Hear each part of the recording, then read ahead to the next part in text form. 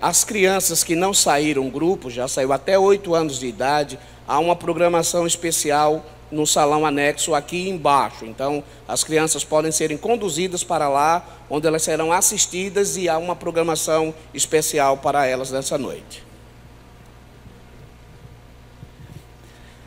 É um prazer e uma alegria estar com vocês. E diante dessas coisas, a minha oração para o nosso Deus é que Ele me ajude a não atrapalhá-lo. Deus não precisa muito de estagiários, tá? Os Zequinhas, mas Ele, na graça e na misericórdia dEle, Ele nos usa. E isso para mim é encantador, porque quanto mais nós estudamos, principalmente a oportunidade que eu tenho tido de não só estudar o livro das suas palavras, a Bíblia, mas estudar também o livro das suas obras, rapaz, a gente fica tão impressionado com a sabedoria dele, com a grandeza dele, com a criatividade que ele tem, e dá uma, como diz um amigo meu lá do sul, dá uma baita vergonha, tia, ficar perto dele, porque já viu só, um Deus tão sábio, um Deus tão grande, tão poderoso, e ele nos convida a termos um relacionamento pessoal. Isso para mim é fantástico. Esses dias nós estivemos falando a respeito tem uma visão geral a respeito do criacionismo, falando um pouquinho a respeito dessas ideias que estão relacionadas com o aprendizado ao estudarmos o livro das suas obras. Eu queria tratar um pouquinho hoje com vocês de um tema que é um tema muito fascinante, que é como nós podemos ensinar com a Bíblia. E essa é uma parte assim fascinante, porque quando nós pensamos muito essa ideia de ensinar com a Bíblia, lembra que nós fazemos parte de uma sociedade hoje que tem uma dificuldade muito grande em aceitar a Bíblia. Tá? Por exemplo, imagina você chegar numa aula, seja lá aula de história, ou ciência, ou biologia, ou psicologia, até filosofia, qualquer área. Se você falar da Bíblia, adivinha o que o pessoal vai falar para você? É isso que você está pensando mesmo. E se você não pensou é porque você não esteve lá, porque se você já esteve lá, você sabe exatamente o que eles vão falar. Então, quando nós tratamos essa área de ensinar com a Bíblia, eu quero colocar, ensinar ciência mais especificamente. Como nós podemos fazer isso? Deixe-me começar colocando algo que é muito importante para nós entendermos a diferença entre ciência estabelecida, que é uma coisa, e a outra eu gosto de usar um termo, mas o termo é técnico e é muito complicado, mas eu vou tentar. Eu imagino que você vai conseguir decorá-lo. Então, um é ciência devidamente estabelecida, o outro é esse termo técnico, viajar na maionese. Tá? Eu sei que esse é um termo difícil da gente decorar, mas eu queria mostrar assim a diferença dos dois. Por exemplo, nós estamos descobrindo vários planetas fora do sistema solar. É algo assim espetacular. Tem um telescópio que estava sendo usado para isso, ele parou de funcionar, que é o Spitzer, e esse telescópio ele funciona na parte de luz infravermelha, tá? Aquela luz que nós não vemos, não é a luz visível, mas é uma radiação eletromagnética, tem uma frequência específica. Vocês que moram aqui na região litorânea, vocês conhecem bem isso aí. Sabe aquele pessoal que vem lá do interior, que nunca veio para a praia, e o tempo está nublado, o pessoal fala, não precisa passar protetor, não tem sol hoje. Não é a luz visível que queima, a luz que queima é o infravermelho, e infravermelho atravessa pela nuvem como se não tivesse nuvem, ou seja, esse tipo de radiação. Então, esse telescópio Spitzer, ele ficou apontado para uma região específica do céu, é uma parte específica da nossa galáxia, e ali ele ficava olhando, tirando fotos das estrelas daquela região. Por quê? Toda vez que um planeta passasse em frente dessa estrela, o brilho da estrela iria diminuir um pouquinho. Ela voltava a brilhar de novo. É coisa assim que o nosso olho não consegue identificar. Nós não conseguimos ver isso, mas o equipamento consegue. Tá? Então essa é a ideia. E foi estudando isso daí que foram descobertos vários sistemas. Um deles é esse, o sistema TRAPPIST-1. Tá? Ele está a quase 40 anos-luz de distância da gente, mais ou menos. E tem 7 planetas que foram descobertos ali. Eles são muito parecidos em termos do tamanho da Terra, cerca de uns 13 mil quilômetros de diâmetro. E eles foram descobertos usando o processo que a gente chama de fotometria de trânsito. Ou seja, você mede a luz que está vindo dessas estrelas, e quando um planeta passa na frente, você fala, alguma coisa passou na frente. Só para você ter uma noção, deixa eu mostrar aqui o que é esse negocinho. Aqui vocês estão vendo uma estrelinha, tá? Uma estrela vista pelo telescópio Spitzer. Esse negocinho aqui, ó. Você fala, rapaz, tá faltando resolução aí, né? Não, tudo que a gente precisa está ali, dá para ver bem, tá? Daí o pessoal fala, que legal, então esse aqui é o planeta? Não, isso aqui é outra estrela. Você fala, mas como é que vocês veem o planeta? Porque ao examinarmos isso daqui, você está vendo os pixels aqui, geralmente, literalmente são 5 por 5, tá? São 25 pixels mostrando a estrela. E você mede a intensidade de luz em cada um desses pixels. Se diminui só um pouquinho é porque alguma coisa passou na frente. Olha o que aconteceu. Estudando ali, aqui você tem, tá, literalmente, a medição da luz que está vindo dessa estrelinha. De repente você percebe que aqui houve uma diminuição, uma outra aqui, outra ali, outra lá, aqui, aqui, aqui, aqui, aqui, aqui, aqui, aqui. Todas essas daqui são diminuições, ou seja, a intensidade da luz caiu. Sim, tá? Olhando assim é difícil, né? Então a gente tem que pegar depois, ver se tem alguma periodicidade, tá vendo? Deu para perceber que aqui, aqui, ali, lá, tem. Opa, isso é um planeta, certeza. Está passando, tem um certo período. Daí você olha, tem um outro aqui, olha, outro planeta, tem mais um ali. A gente olha aqui, tem mais um aqui, ó, outro aqui, tem mais um aqui, tem outro, tem um aqui no meio também. Então tem 7 deles aí no meio. Não somente isso, que aqui você tem uma noção dos planetas apenas quantos deles. Só que é possível detectar também quanto tempo o planeta demorou passando na frente da estrela. Sabendo quanto tempo ele demorou passando na frente da estrela, nós sabemos qual a distância que o planeta está da estrela. Ou seja, deu para perceber os 7 planetas e a distância deles entre, literalmente, a estrela e o planeta. Não somente isso, deu para medir até mesmo, sabendo a distância, algumas outras características, dá para medir a massa deles, dá para ter uma ideia do tamanho deles. Então é bem legal ver esse negocinho, quanta informação a gente consegue. Olha só, então foram descobertos 7 planetas, tá? Esses aqui. O fascinante é que 3 deles, esses 3 aqui, eles estão naquela região que nós chamamos de zona habitável. O que significa isso? A estrelinha está aqui, tá? A TRAPPIST-1. Então daqui até aqui, a temperatura da estrela iria produzir temperatura nesse planeta, no D, E e F, que teria condição de produzir água líquida. Ter água líquida ali. E onde tem água, tem água. Muito bem, vocês já aprenderam, tá vendo só? Essa é a parte importante. Bons alunos, já tiraram 10, pode pegar os copinhos aqui depois. Uma pergunta já foi. Então, olha só. O interessante é que nós não sabemos se esses planetas têm água. Percebe a diferença? Uma coisa é descobrir, nós descobrimos que existe água no planeta. Não, nós não sabemos se tem. Agora, até aqui vocês estão vendo o quê? Ciência. Tá?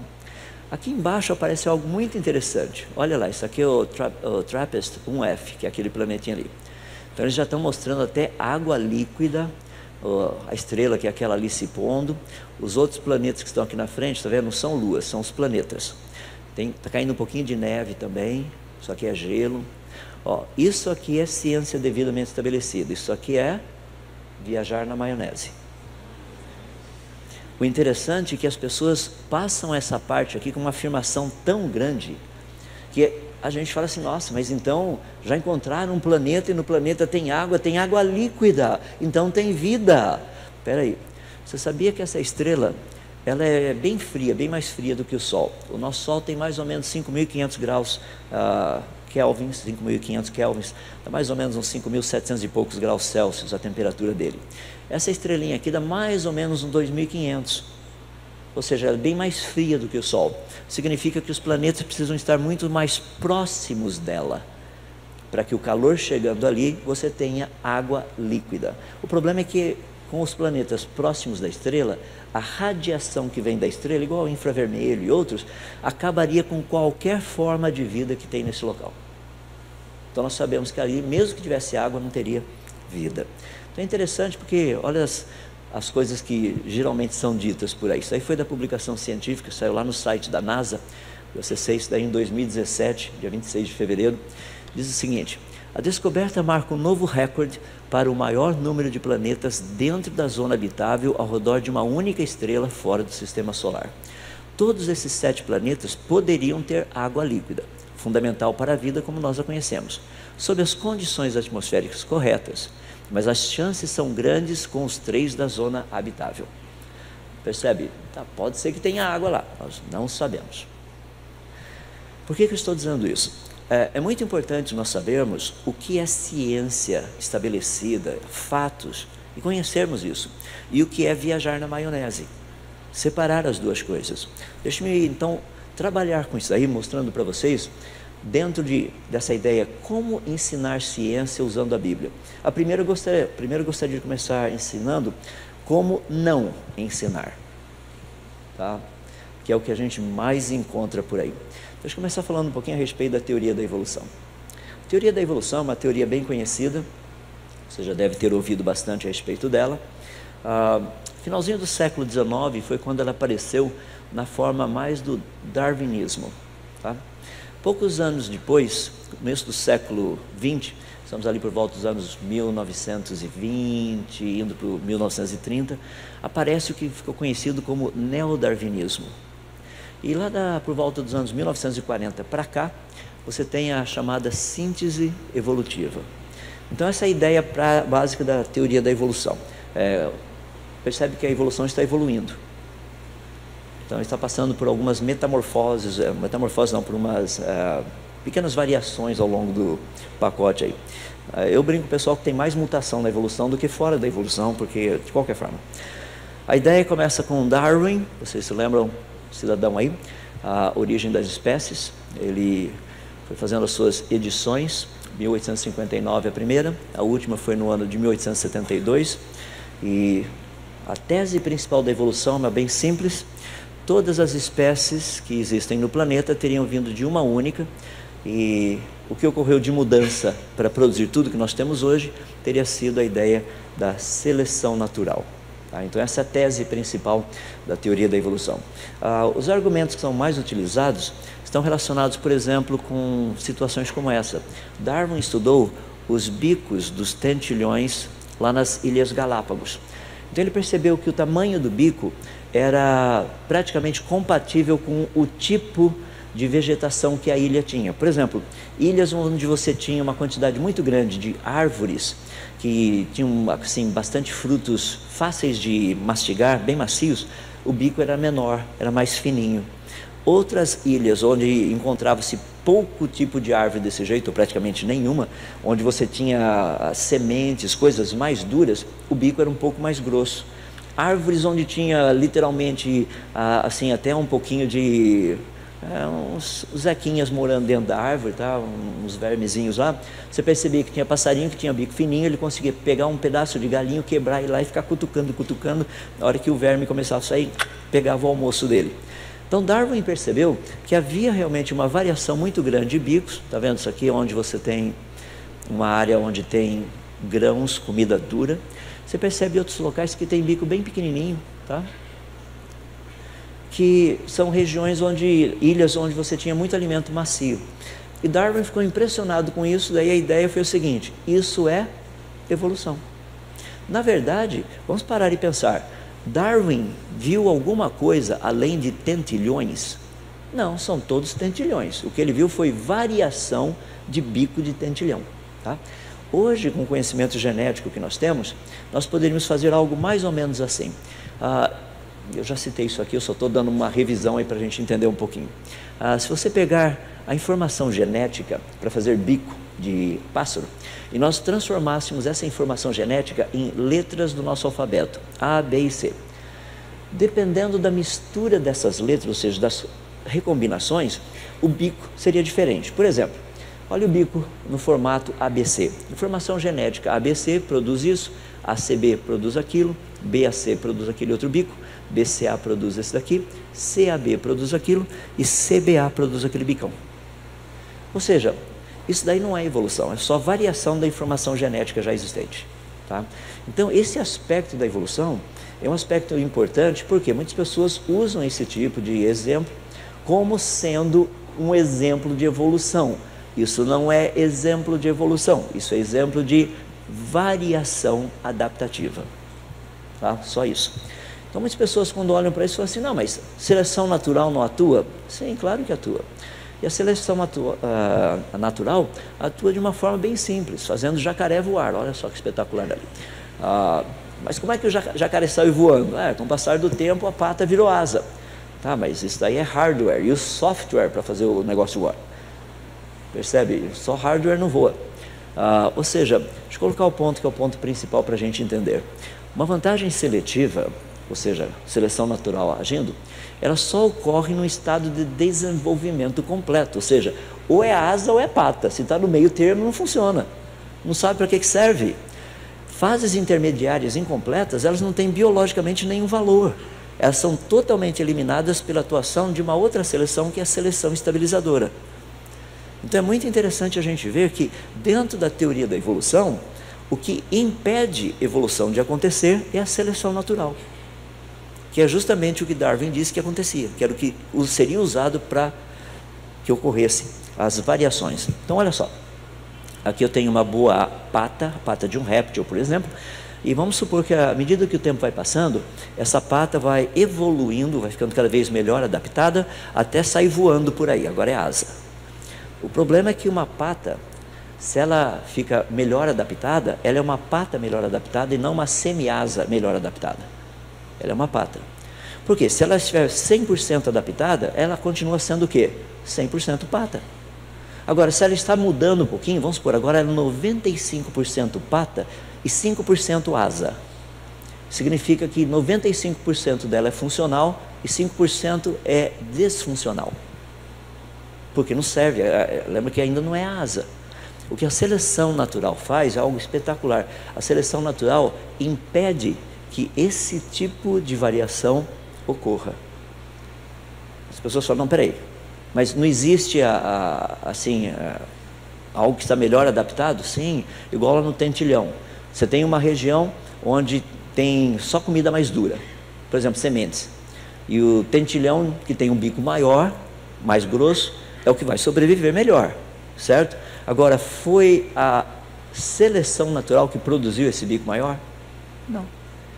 Porque isso é informação genética. E se não tivesse informação genética para produzir aquele bico grande? Sabe o que iria acontecer? Extinção. Então existe um ponto aí que a gente precisa aprender a trabalhar dentro da evolução, ou seja, separar aquilo que é visível, ou seja, aquilo que a gente tem condição de estudar, pesquisar, evidência, de uma forma geral, e aquilo que não tem evidência. Deixe-me colocar, portanto, onde isso nos leva. Nós precisamos entender o princípio básico da evolução. Normalmente nós lemos nos livros por aí o seguinte, que evolução é qualquer mudança nas características hereditárias através de sucessivas gerações de uma população biológica. Não fica assustado, não, só estou dando um pouquinho de ideia por trás, tá? Se acalma. Gente, isso aqui é só para dar um pano de fundo, tá? Porque se a gente vai ensinar ciência, eu quero que você entenda por que a gente precisa aprender como não ensinar ciência usando a Bíblia. Ou seja, então evolução, o que é dito é qualquer mudança em características hereditárias.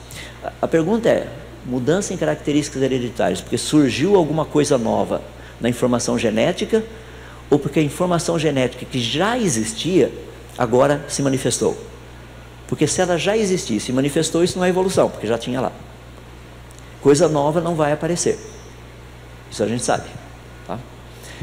Processo evolutivo colocado é o que dá origem à diversidade de cada nível de organização biológica, incluindo espécies, organismos individuais e moléculas tais como DNA e proteínas. Esse negócio de processo evolutivo aqui é meio confuso, por quê? Porque isso não é evolução. A informação genética já existe ali e ela pode variar, pode expressar de maneiras diferentes.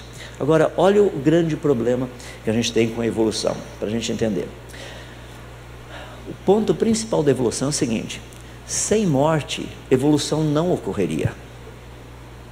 Não tem como. Por quê? Tecnicamente, evolução é o quê? A sobrevivência do que estiver melhor adaptado. Essa é a proposta da evolução. Ou seja, a ideia da evolução seria mais ou menos assim. Formas de vida teriam mudado ao longo do tempo. Das mais simples lá no início, até as mais complexas hoje em dia. As menos adaptadas, dando lugar àquelas que estão melhor adaptadas, ou as mais adaptadas. Até que finalmente surgisse o ser humano. Tá? Ou seja, a ideia da evolução é que num processo lento, gradativo, houve um aumento de complexidade, tá? E aprimoramento nessa trajetória até chegar ao ser humano. Agora, em cada etapa, o que ocorreu? A morte. Aí entra o aspecto que é interessante. Essa é a ideia básica da teoria da evolução. Tem uma proposta que é muito interessante, eu participei dela por muitos anos, é o que nós chamamos de evolucionismo teísta. O que é isso?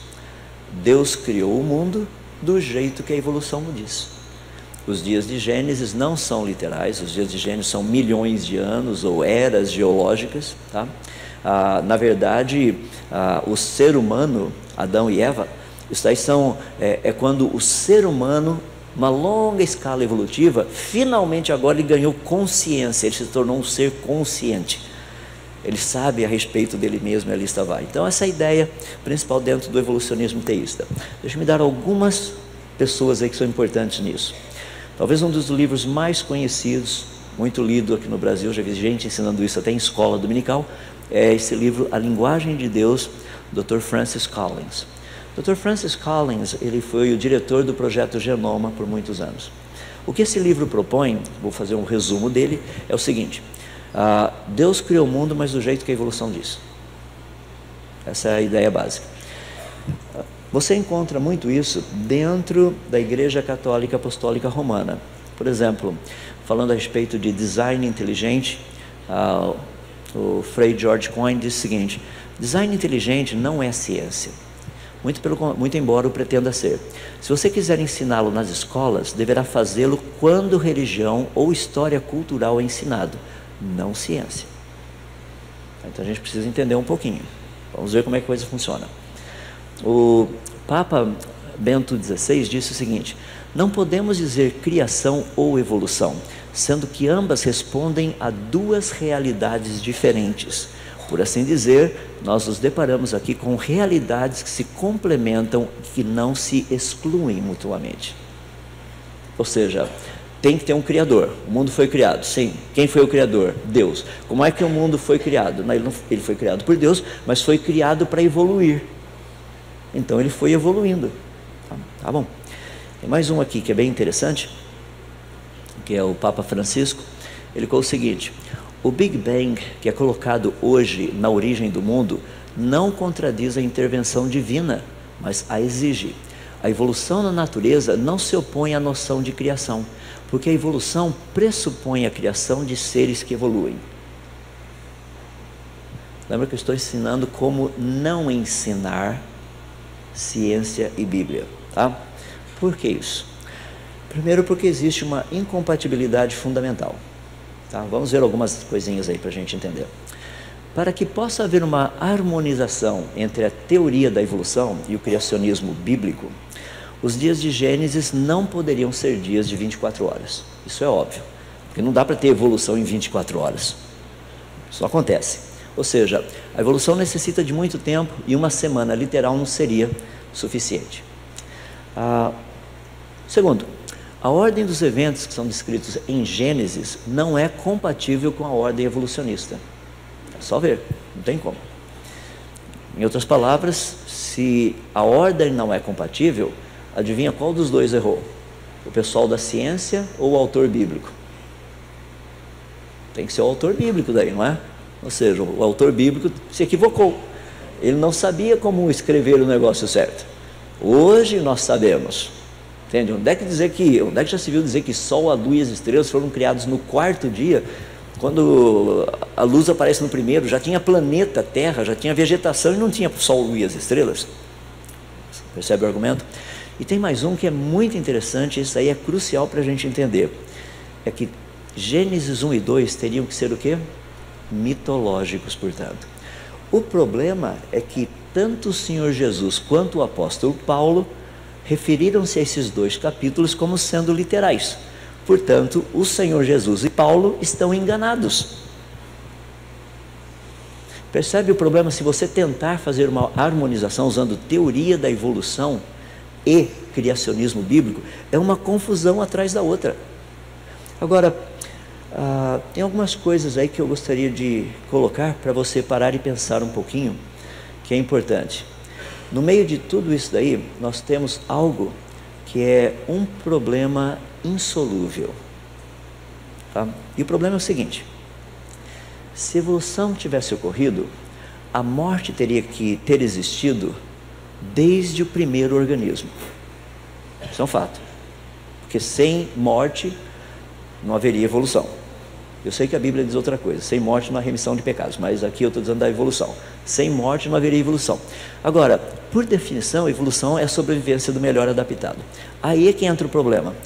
Como explicar a entrada da morte no mundo antes do pecado de Adão? Porque se a morte já estava no mundo antes de Adão pecar, é óbvio que a morte não pode ser o salário do pecado. E a coisa fica um pouco mais complicada, porque daí você vai ter que aceitar que Jesus veio morrer por um processo natural. Agora perguntem, por que ele não morreu pela fotossíntese? Ou talvez pela corrosão, erosão, se estiver quente aí a transpiração. Percebe? Ou seja, o grande problema é que o apóstolo Paulo diz que o salário do pecado é a morte. Esse problema daí com a teoria da evolução, tentar usar a teoria da evolução e tentar misturar com a ideia do criacionismo, cria um problema muito sério. Eu tenho visto demais isso daí. Você tem um livro cheio de teoria da evolução e o pessoal coloca versículo bíblico do lado, como se isso resolvesse o problema. Ou seja, o que você não pode fazer é tentar ensinar Bíblia usando evolução. Estou sendo meio radical, né? Sabe por quê? Porque eu fui evolucionista teísta por muitos anos. Eu conheço essa praia, eu nadei ali muito tempo. Eu sei aonde isso leva. Eu entendo a dinâmica. As pessoas falam, mas você está rejeitando a evolução? Não é isso que eu estou dizendo. Eu estou dizendo que tem partes da evolução que não tem como a gente aceitar. Não tem. Você fala, mas tem partes da evolução que você aceita? Tem. Quais? Aquelas que estão certas. E quais são aquelas que estão certas? Quase nenhuma. É um pouquinho. Pessoal, eu comento com as pessoas, eu saí do evolucionismo, saí de teoria do Big Bang, vim para o criacionismo científico por questões científicas, não foram religiosas.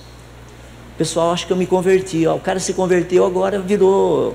Não, eu saí de lá porque a ciência mostra que não é daquele jeito.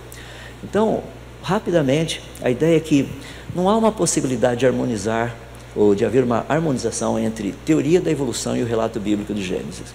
Ou você vai dizer que Gênesis não é verdadeiro, ou você dirá que a teoria da evolução não é verdadeira. Não dá para colocar os dois. Então acho que eu resolvi aí o problema básico de como não ensinar ciência usando a Bíblia. Tá? Só cá entre nós contar um segredinho. Quando eu comecei a estudar esse negócio, está ficando meio confuso. Eu cheguei para Deus e falei, Senhor, tem alguma coisa errada. Eu creio que o Senhor criou todas as coisas, eu creio que Gênesis está certo, e eu creio que a evolução está certa. Eu entendo plenamente que o dia que eu chegar aí no céu, o Senhor vai esclarecer tudo. Deus bondosamente falou assim, não, você vai chegar aqui já sabendo, você vai resolver o problema aí embaixo. Vou resolver tudinho para você, e daí quando você chegar aqui, você não vai ter dúvida no negócio. E foi mais ou menos isso que aconteceu. Foi um período de uns 3 a 4 anos, quase 5, nessa transição de evolucionismo teísta para criacionismo científico. Foi muito legal. Eu não deitei evolucionista e acordei criacionista, tá? Porque tem um princípio da Bíblia muito bonito que eu tenho usado ao longo dos anos na minha vida, que é o seguinte: os crentes de Bereia tinham um caráter mais nobre do que os de Tessalônica. Por quê? Porque eles examinavam as Escrituras diariamente com grande interesse para ver se as coisas são de fato assim. E por quase 3 anos, ou quase 4 anos da minha vida, eu fui atrás para ver se as coisas eram de fato assim. Onde estão os elos de transição? Não tem. Onde estão as leis? Não tem. Aqui será um conjunto de leis, conjunto de equações, não leis, equações que falam a respeito do Big Bang. Aqui eu tenho as equações da termodinâmica. Se essas equações estão corretas, eu teria condição de derivar as equações aqui da termodinâmica dessas equações aqui no começo. Não tem como fazer isso. Mas essas equações eu sei que elas são reais, elas funcionam. Descrevem o universo hoje. Se elas descrevem o universo hoje, elas teriam que fazer parte desse pacote inicial de equações que descrevem como o universo era no início. Não faz sentido. Rapaz, foi fazendo continhas, foi estudando, foi lendo publicação científica, que eu saí de lá para cá. Daí, a coisa começou a ficar um pouquinho mais tranquila e mais clara. Porque o que aconteceu comigo foi, na verdade, foi uma transformação na minha mente. Eu precisei olhar as coisas de outro lado. Eu comecei a entender quanta coisa interessante que tem para a gente ver. Quer ver?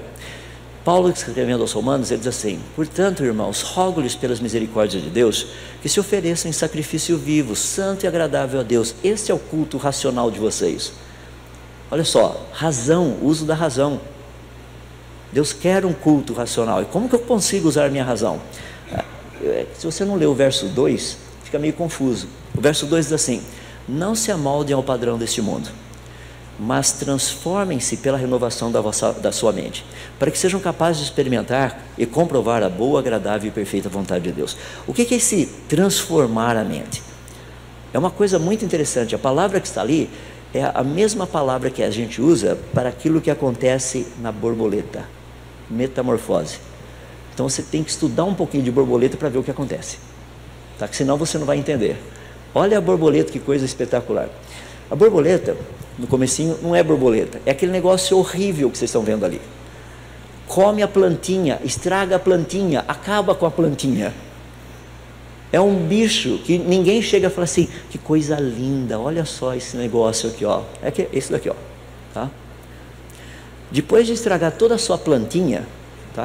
Olha só, tem um monte de patinhas, tem uns espinhos lá atrás, parece que ele era roqueiro, olha só.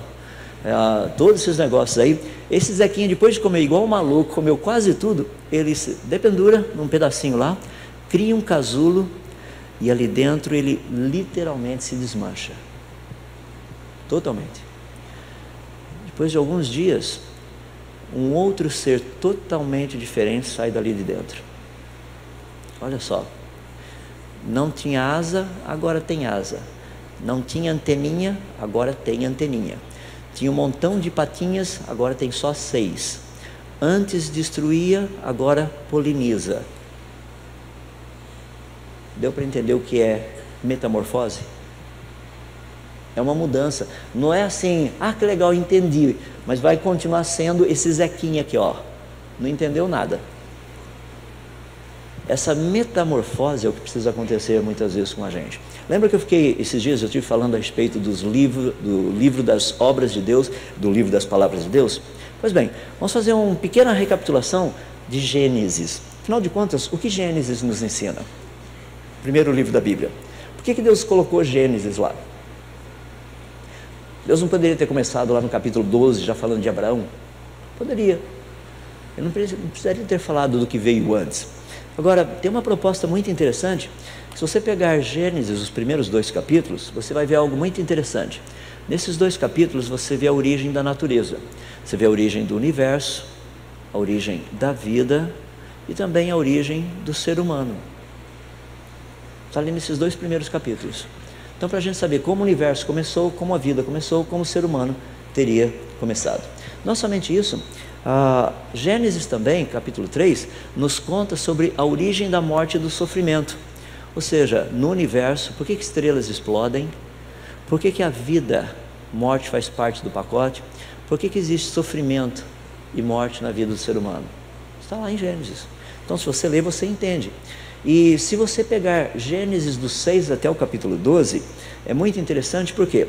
Porque ali você encontra a origem das culturas, você encontra a divisão das línguas, e você encontra a formação de um grupo de pessoas, de um povo que Deus vai usar para ser o pessoal que vai ser o porta-voz dele para o mundo todo. Então, se você pegar esse comecinho, se você entender esse pacotinho de Gênesis, já resolveu um montão. Por que você acha que Deus colocou esses primeiros 11 capítulos na Bíblia para a gente entender? Para termos uma noção da nossa origem, para saber quem nós somos, de onde nós viemos. Aí entra o aspecto que é bonito.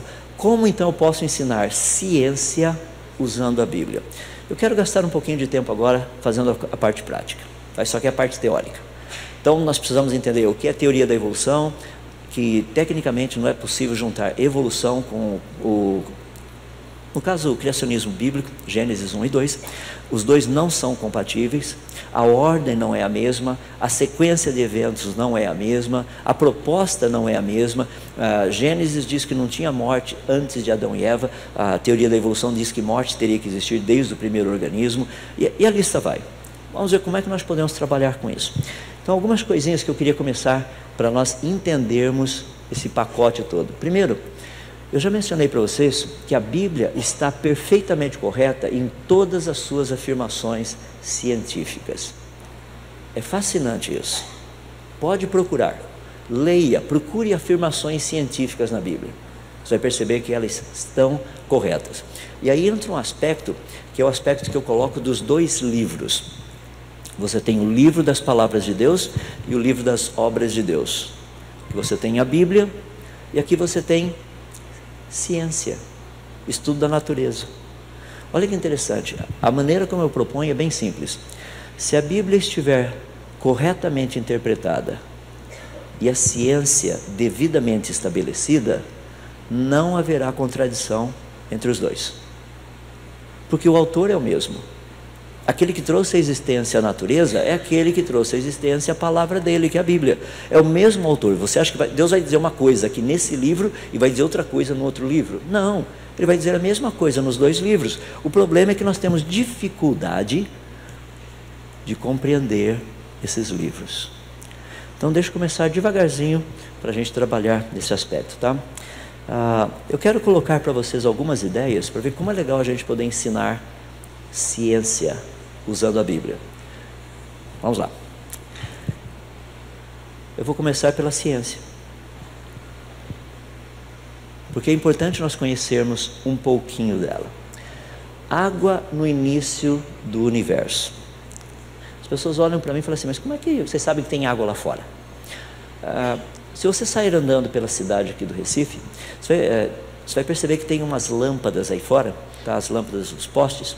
As que não forem LEDs, que o pessoal está começando a mudar agora, você vai ver que tem algumas que são meio alaranjadas.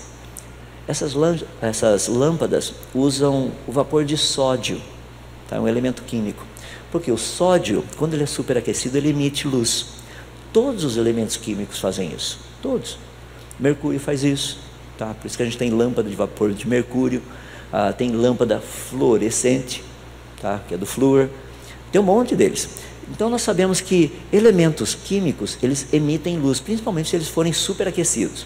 Você sabia que a mesma coisa acontece com água? Se você aquecer a água a temperaturas meio malucas, aí 1000 e poucos graus, você fala, nossa, o que acontece com a água? A água vai começar a emitir luz. Luz visível? Não. Ela emite uma certa frequência que nossos olhos não conseguem captar, mas o equipamento que nós temos consegue. Então você olha para uma estrela, você vê aquela estrela, aquela luz vindo para cá. Então a gente coloca o nosso equipamento, os espectrômetros, e você vê aqui, ó, tem uma frequência, tem. Você olha isso aqui e fala, que legal, isso aqui é hidrogênio. Daí tem um outro que é tom. Isso é sódio. Tem um outro, tum. Isso aqui é ferro. Então nós sabemos quais são os elementos químicos que tem nas estrelas. Quando nós olhamos para as galáxias, fica mais interessante ainda, porque você vê não somente o que as estrelas têm, mas o que tem no meio também. E quando a gente olha isso, de vez em quando você vê tom. Isso aqui é água. É assim que a gente consegue saber o que tem lá fora. Não é fascinante a maneira que Deus deixou para a gente poder estudar? A gente não precisa ir lá no céu e coletar um pedacinho e trazer para cá. Imagina o coitado estagiário indo lá no sol, pegar um pedacinho. Eu acho que ele ia chegar totalmente chamuscado por aqui, né? Ou seja, o coitadinho nem chegaria aqui, nem chegaria lá. Mas existe uma maneira de estudar, saber o que tem lá, sem ir até lá. É espetacular isso. Então nós usamos esse mecanismo. Algumas coisinhas que nós aprendemos. Por exemplo, na nossa galáxia, a Via Láctea, tem uma coisa espetacular ali, uma quantidade muito grande de hidrogênio, uma quantidade muito grande do gás hélio, tem um pouco de oxigênio. Espera aí, vamos parar e pensar um pouquinho. O mecanismo de produção, segundo a teoria da evolução, e a gente sabe que também funciona, tá? Não estou dizendo que não, mas uma ideia básica é a seguinte: uma estrela, ela pega elementos químicos como o hidrogênio, ela vai somar 4 átomos de hidrogênio, fundir esses 4 átomos num átomo de hélio, tá? Então agora, na estrela você vai encontrar átomos de nitrogênio, mas você começa a encontrar átomos também de hélio. Esse é o processo que a gente chama de fusão nuclear. E ela continua, daí ela vai pegar o hélio, vai fundir com outras coisas, vai fundindo, fundindo, fundindo. Daqui a pouco esse processo de fusão nuclear começa a literalmente aparecer carbono, que é um outro elemento químico, nitrogênio, que é um outro elemento químico, oxigênio, que também é um outro elemento químico, e ela vai produzindo, produzindo, até chegar ao último lá da fila, que é o ferro. Então a estrela, ela vai produzindo esses elementos químicos, mas percebe, isso aí leva tempo, porque a estrela tem que começar produzindo, tem hidrogênio, ela produz um pouquinho de hélio, vai produzir esse ciclo que a gente chama de carbono, nitrogênio e oxigênio, vai até chegar lá no ferro. Aí cria um pequeno probleminha, que é o seguinte: nós descobrimos literalmente água a uma distância tão grande da Terra, que isso daí significa o início do universo. Deixa eu ver se você entendeu agora, para juntar os dois pedacinhos. Como que teria água logo no início do universo? Bom, para ter água tem que ter o quê? Hidrogênio e oxigênio, certo? Certo? Certo, tudo bem. Eu já falei do deutério também, mas tem hidrogênio e oxigênio. Vai lá. Então o que acontece? Para que haja oxigênio, a estrela vai ter que produzir o quê? Hélio, tem carbono, nitrogênio e oxigênio. Que legal. Mas como que você tira o oxigênio de dentro da estrela para ele virar molécula de água? A resposta é simples: a estrela tem que explodir. Se a estrela não explodir, o oxigênio não sai lá de dentro, você não tem molécula de água. Então vamos voltar de novo. A estrelinha, logo no início do universo, uma galáxia que nós estudamos, tem molécula de água. Mas para que houvessem moléculas de água, você precisaria ter estrelas que com o tempo teriam produzido uma quantidade imensa de oxigênio, que teriam explodido, e nessa explosão o oxigênio e o hidrogênio teriam juntado, formando as moléculas de água. O problema é que está tão no início do universo que não deu tempo das estrelas nem produzirem oxigênio ainda, mas já tem água. Ué, da onde veio a água? Olha que interessante. Os cientistas não gostam de discutir onde veio a água, porque a gente sabe que não teria vindo das estrelas, porque não teria dado tempo ainda para isso acontecer. Mas uma coisa a gente sabe, olha o que a ciência nos diz. É mais uma demonstração, essa descoberta, que água encontra-se espalhada no universo, mesmo nas eras primordiais. Isso é um fato científico. Havia água no universo quando o universo começou. Nós sabemos disso. Tem uma publicação científica aqui, novembro de 2010, tá? Desculpa, 2011. Olha que coisa espetacular, água lá dentro. Acho que ninguém tem dúvida que tinha água no início do universo. Isso é ciência, está bem estabelecido, bem determinado, sem nenhum problema. Agora eu posso chegar para o meu aluninho, para o meu filho, para a minha netinha e dizer o seguinte: olha que bonito o que a Bíblia nos ensina. Em Gênesis capítulo 1, verso 2, logo no comecinho do universo, da criação, olha o que a Bíblia fala: era a terra sem forma e vazia, trevas cobriam a face do abismo, e o Espírito de Deus se movia sobre a face das águas. Olha que legal, tinha água lá no início do universo. Daí eu posso chegar para minha netinha, você pode chegar para o seu filho, para o seu aluno, seja lá o que for, e dizer o seguinte: você está vendo que tanto a Bíblia como a ciência mencionam a existência de água no início do universo? Os dois falam disso. Tem gente que fala assim: não, mas então você está provando que a Bíblia está certa? Eu não estou provando nada, estou dizendo que os dois falam a mesma coisa. Ciência devidamente estabelecida e a Bíblia corretamente interpretada. Pode olhar, tinha água no início do universo. Percebe? Às vezes a gente não dá esse argumento científico. Daí as crianças falam assim, ah, que legal, então tinha água no começo do universo. Papai contou a história lá da Bíblia. Daí ele chega lá na universidade, ele aprende do Big Bang. Onde é que vai a água agora? Foi por água abaixo. Ele já fica perdido, mas se ele já sai de casa sabendo, não, peraí, ó, papai disse que tinha, ou a mamãe disse que tinha, ou aquele cientista maluco disse que tinha água logo no início do universo. Tinha, a ciência já descobriu isso, tinha água logo no início do universo. E é a mesma coisa que a Bíblia fala, havia água no início do universo. Uma outra descoberta espetacular que a ciência fez, hoje nós não temos mais dúvida disso, é que no passado o planeta Terra tinha um único continente. Isso é um negócio espetacular. Se vocês forem aqui na praia, cavarem um buraco lá de mais ou menos assim, uns 20 metros de profundidade, depois da areia você vai encontrar um pouquinho de terra, daí você começa a encontrar pedra. E se você for vendo o tipo de rocha que tem ali, e você atravessar o Oceano Atlântico certinho, chegar lá do outro lado na África, fizer um furo de 20 metros lá também, você vai encontrar areia, daí você vai encontrar literalmente um pouco de terra, daí você vai começar a encontrar rochas, camadas de rochas. Você vai perceber que as camadas de rocha de lá são iguaizinhas às camadas de rocha aqui. Mesma sequência, tudo igualzinho, porque os dois já estiveram juntos. Agora não estão mais. Então nós temos muitas evidências. Os cientistas procuram por fósseis. A gente acha fósseis aqui na região costeira do Brasil, de tipos específicos de plantas. Você vai lá na África, do outro lado, acha fósseis do mesmo tipo de planta. Porque isso aí já teve junto. Nós achamos tipos de animais fossilizados. Aqui, você vai lá na África, você encontra o mesmo tipo de animal fossilizado lá. Por quê?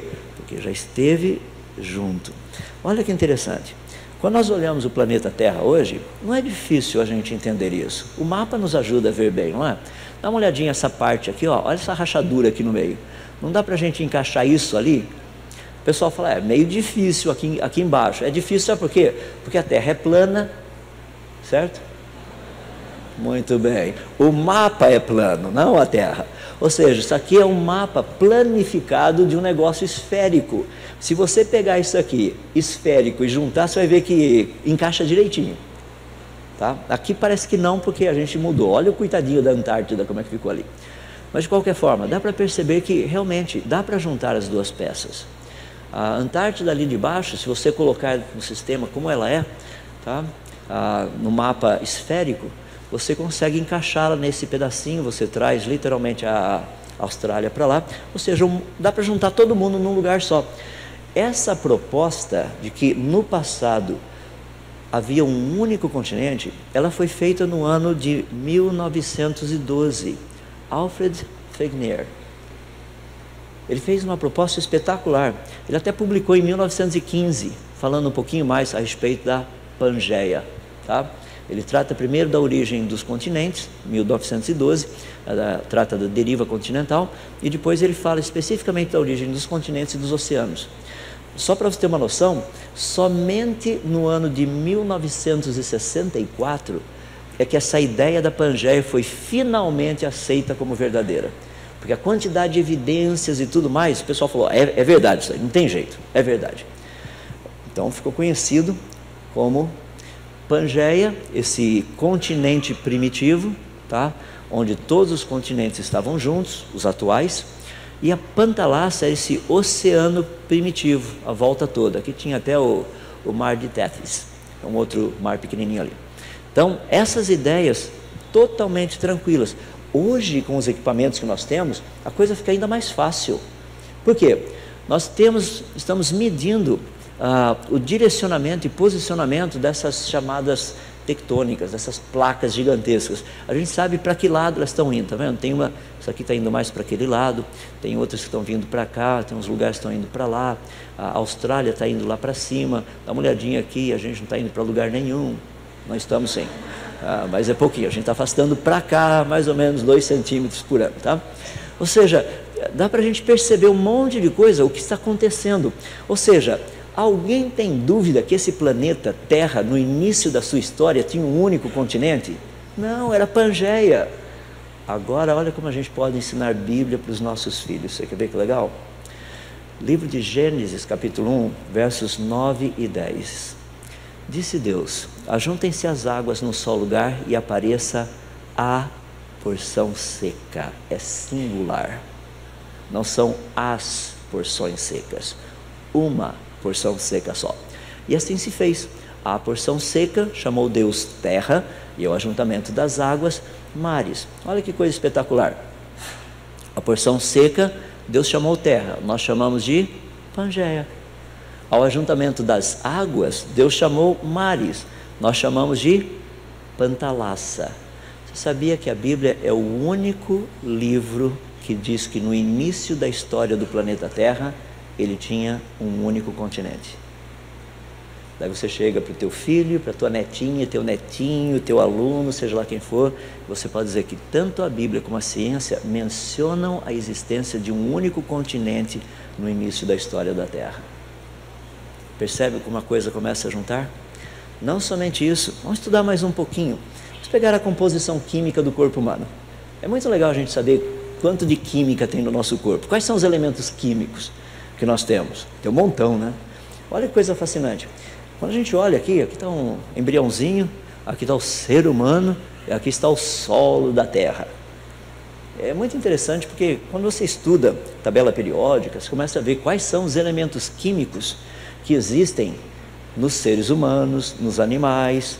Por exemplo, tem alguns elementos que aparecem só nos mamíferos. Só os mamíferos possuem esse elemento químico. Por exemplo, aqui você tem o vanádio, tem o flúor. Agora, é uma coisa muito interessante isso daí, porque já existem muitos estudos mostrando, ou seja, o elemento químico, na crosta terrestre, partes por milhão, quanto que tem, e abundância também no ser humano, porcentagem por quilo. Então é possível você perceber que, dessa lista aqui, tem 49 elementos químicos que você encontra no solo do nosso planeta, e eles também são encontrados todos no corpo humano. Todos. Aí entra um aspecto muito legal, que é o quê? A pesquisa espacial. Porque nós já estivemos lá na Lua, eu sei que tem gente que não acredita, mas nós já estivemos lá. Pegamos material da Lua, trouxemos para cá para avaliar que tipo de elemento químico tem no solo da Lua. Nós já fizemos um pouquinho de pesquisa lá no planeta Vênus, a gente sabe que tipo de solo, o que tem no planeta Vênus. No planeta Mercúrio também.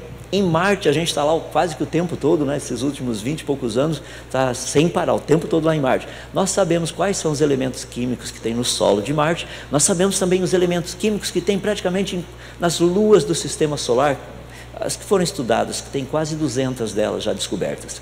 Então você dá uma olhadinha nesse negócio, sabe o que nós descobrimos? É algo impressionante. O único planeta que tem praticamente todos os elementos químicos da tabela periódica, adivinha qual é? Começa com a letra T. É a Terra. Não somente isso, não existem elementos químicos nos outros corpos celestes estudados até agora que tenham todos os elementos químicos necessários para produzir vida como nós a conhecemos, inclusive o ser humano. Olha que impressionante então. O corpo de uma pessoa adulta, de 70 quilos mais ou menos, possui essa quantidade absurda de átomos. São mais de 60 elementos químicos diferentes na estrutura. E se você fizer uma leitura fininha, tem alguns que tem só um tracinho, mas estão lá. E a gente precisa e usa. Tem 88. São 88 elementos químicos, tá? Encontrados aproximadamente em qualquer tipo de solo. É espetacular. Então a gente não tem mais dúvida da relação que existe entre a química do corpo humano, os elementos químicos, e os elementos químicos do solo. Agora a gente pode chegar a ensinar nossos filhos, os nossos alunos, nossos netos, e dizendo o seguinte: olha só o que Deus faz. Então o Senhor Deus formou o homem do pó da terra e soprou em suas narinas o fôlego de vida, e o homem se tornou um ser vivente. Agora aí, desculpe, mas eu tenho que falar, tem herege na igreja, herege, está dizendo que Deus fez o homem do barro. É herege, isso é heresia, vai para o inferno. Precisa tomar cuidado para não falar essas coisas. Deus não fez o homem do barro, ele fez do quê? Do pó da terra, do pozinho. E se você quiser saber o que é pó, melhor ainda, pega a tradução da Septuaginta, aquela tradução do Velho Testamento na língua grega, porque no hebraico você tem uma palavra só para pó, mas no grego você tem algumas. E você vai perceber que a palavra pó que foi utilizada ali significa a menor partícula possível, que hoje nós damos o nome de átomo. Muito bem. Percebe como a Bíblia é perfeitamente compatível? Ou seja, tanto a Bíblia como a ciência mencionam a formação do corpo humano a partir de átomos do solo terrestre, do que está aqui. Deu para perceber que a gente não precisa fazer força para juntar os dois? É normal, é natural, é espontâneo. Mais um, todos os seres humanos provêm de uma única mulher. Isso é muito legal. Nas nossas células tem um negocinho espetacular chamado mitocôndria, aquele zequinho ali, ó. Aquela zequinha, seja lá o que você quer colocar. Mas de qualquer forma, aqui você tem a partezinha que nós temos o DNA mitocondrial. Essa é uma coisa muito bonita, porque quando nós temos filhos e filhas, esses nossos filhos e filhas nascem com o DNA mitocondrial da mamãe, não nasce com o DNA mitocondrial do papai. Ou seja, você, como eu, nós temos o DNA mitocondrial da nossa mãe, a gente não tem o do nosso pai, só o da mamãe. E foi feito um estudo muito interessante, lá na década de 80, uma pesquisadora, a doutora Rebecca L. Kahn, ela e a sua equipe, eles coletaram 147 amostras de DNA mitocondrial de pessoas do mundo todo que não fossem o quê? Primos, nem de segundo, nem terceiro, nem de grau nenhum. Ou seja, eles pegaram DNA mitocondrial de aborígenes lá da Austrália, pegaram de esquimós, pegaram de índios brasileiros, descendentes dos incas, maias e astecas, pegaram, sei lá, pigmeus lá da África, de europeus e todo mundo aí. 147 amostras que não tinha nenhuma do que nós chamamos consanguinidade, ou seja, não são primos, não são nada, não tem nada a ver. E ela comparou e ela descobriu que todos esses DNAs vieram de um único e mesmo ancestral. Isso simplesmente provou que todos nós viemos de uma única e mesma mulher. Espetacular isso, não é? Eu sei o que você está pensando, mas de qualquer forma, essa é a parte da ciência. Então a gente ensina do DNA mitocondrial. A minha netinha está aprendendo DNA mitocondrial ainda, virou mitocondrial, mas é mitocondrial, ela vai chegar lá. É muito legal a coisa, a gente poder trabalhar essas questões, pessoal. Dá para fazer isso, dá para fazer. Agora, não somente isso, olha que interessante. Eles perceberam que existiam pequenas diferenças no DNA mitocondrial, não que estavam relacionados com ancestralidade, isso aí já estava resolvido. Daí a pergunta é, há quanto tempo atrás, já que tem pequenas diferenças, aquela que foi a mãe de todos nós teria vivido? E dá para a gente fazer um trabalho, que é um trabalho de regressão. Então nós temos os chamados relógios genéticos, tá? Então você vê quanto tempo demora para uma pequena variação ficar estabelecida naquele grupo de organismos e assim por diante. Fazendo esse trabalho, 2 pesquisadores publicaram nesse Journal Trends in Ecology and Evolution, volume 12, 1997.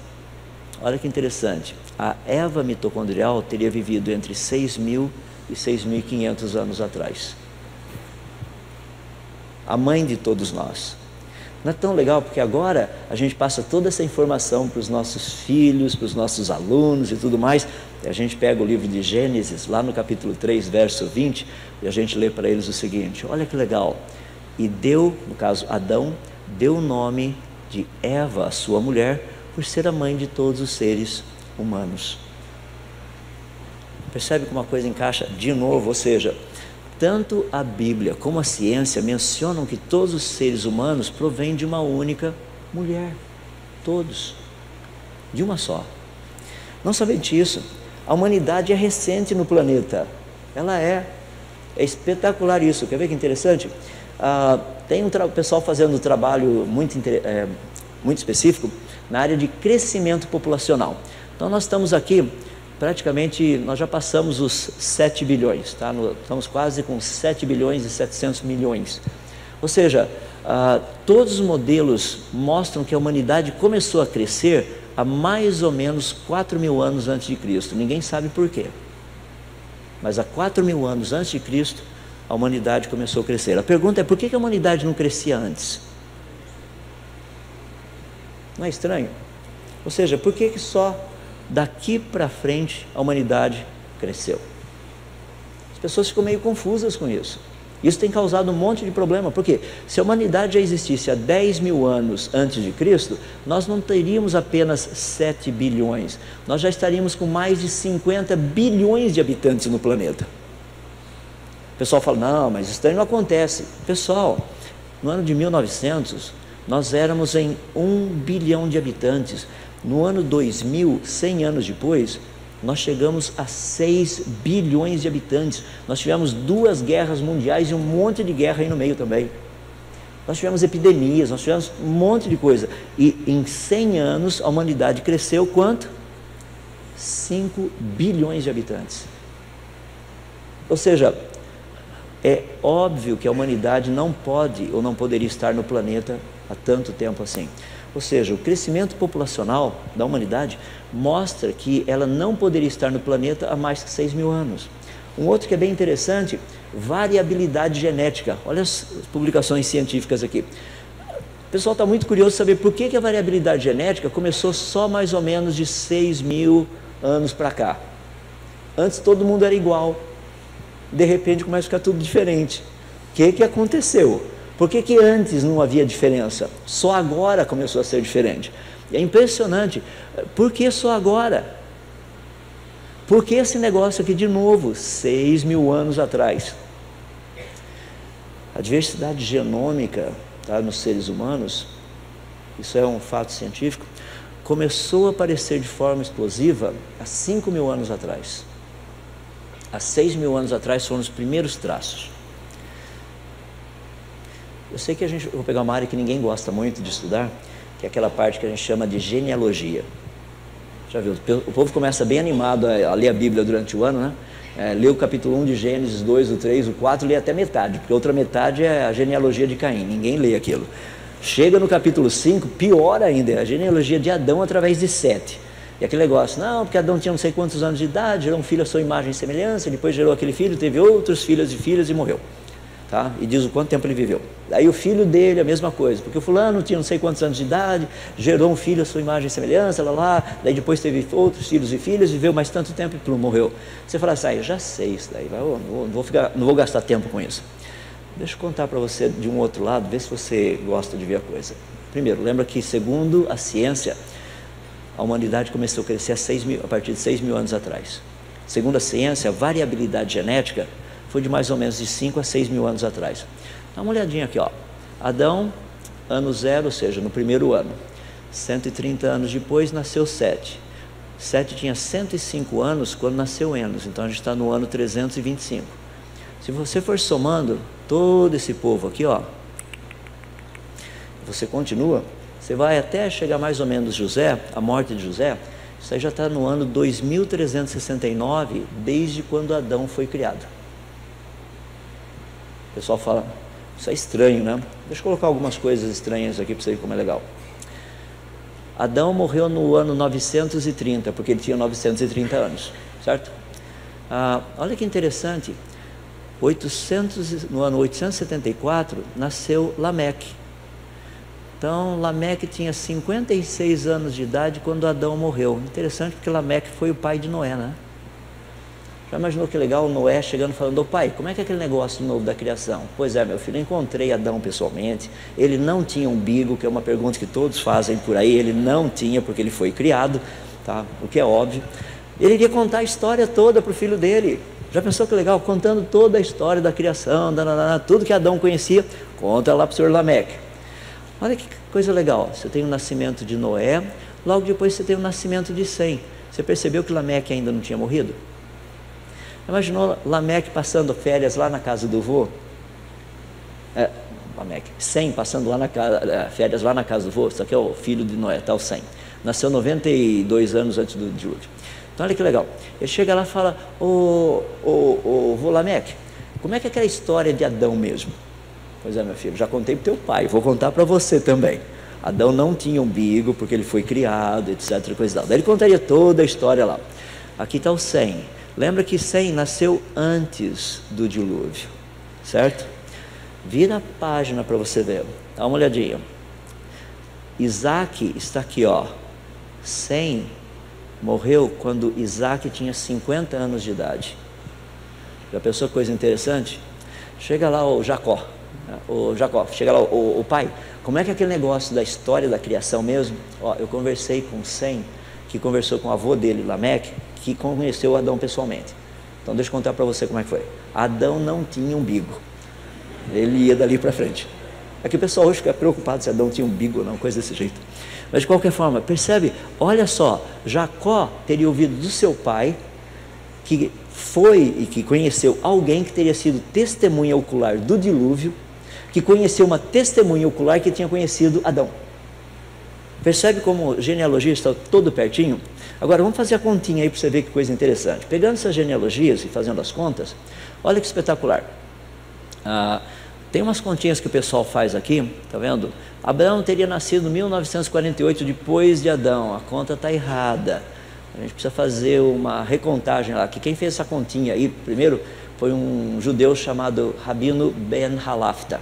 Tá? E ele fez umas continhas erradas, mas dá para chamar, se você consertar o negócio, esse ano aqui ele propõe que nós estaríamos no ano 5.779. Se você olhar o calendário dos judeus, esse é o ano 5.779.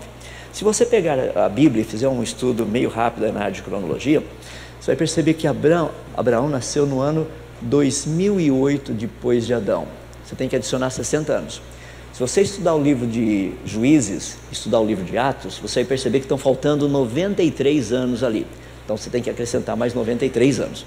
E se você estudar um pouquinho da história, você vai perceber que um cidadão chamado Herodes, que perseguiu as criancinhas, Jesus e companhia limitada da época, ele morreu no ano 4 a.C.